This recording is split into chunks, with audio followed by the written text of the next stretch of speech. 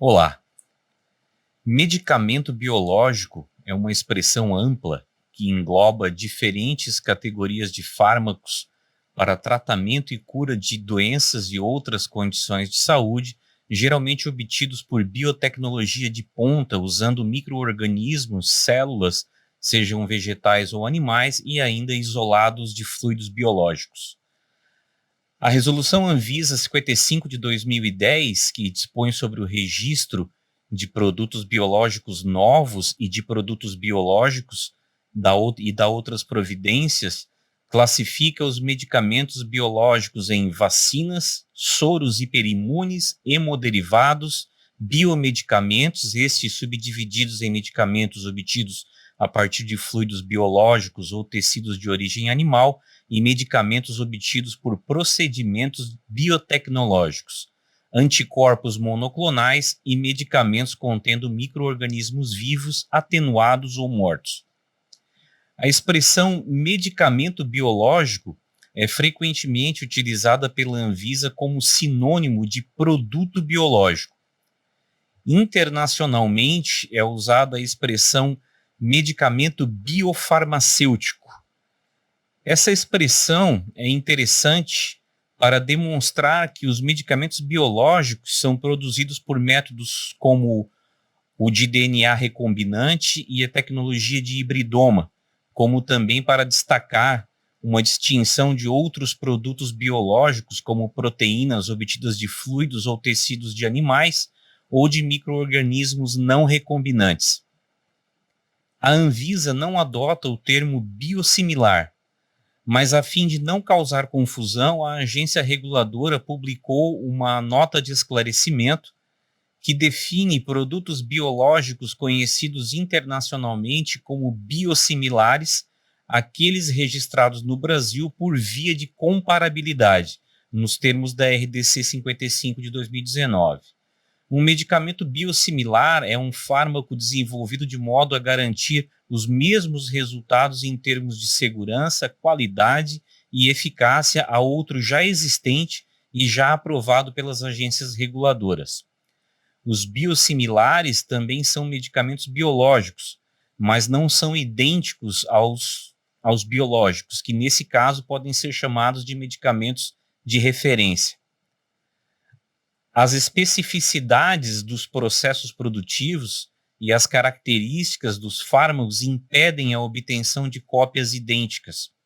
Assim, não é possível assegurar a bioequivalência como ocorre para os fármacos sintéticos, chamados de medicamentos genéricos, por exemplo. Portanto, podemos afirmar que não existe medicamento biológico genérico. Medicamentos biosimilares geralmente apresentam a mesma via de administração e dose do medicamento de referência. A intercambiabilidade, por sua vez, contribui para a segurança de algumas situações que podem ocorrer na prática farmacêutica, como, por exemplo, a mudança do medicamento de referência para o biosimilar ou vice-versa pelo prescritor, ou a substituição automática, que é a prática de a farmácia substituir, no momento da dispensação, um medicamento por outro que seja intercambiável, sem prévia consulta ao prescritor. Segundo a Anvisa, ainda não há definição clara quanto à intercambiabilidade de biosimilares.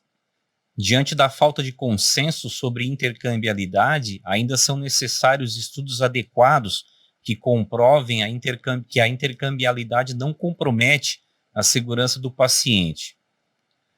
Há estudos onde não foram identificados relatos de aumento de eventos de segurança e nem de perda de eficácia. Entretanto, noutros estudos foram identificadas lacunas nas evidências relativas à segurança do processo de intercambiabilidade. A seguir, elencamos algumas orientações para uma dispensação segura de medicamentos biológicos e biosimilares que podem evitar problemas jurídicos com indenizações. Quanto à intercambiabilidade, a primeira orientação que deixamos para uma correta e segura dispensação de medicamentos biológicos ou biosimilares é a de não promover a intercambiabilidade sem a permissão do prescritor, diante da falta de regulamentação da Anvisa e pelo fato de que a intercambiabilidade dos genéricos não se aplica aos medicamentos biológicos.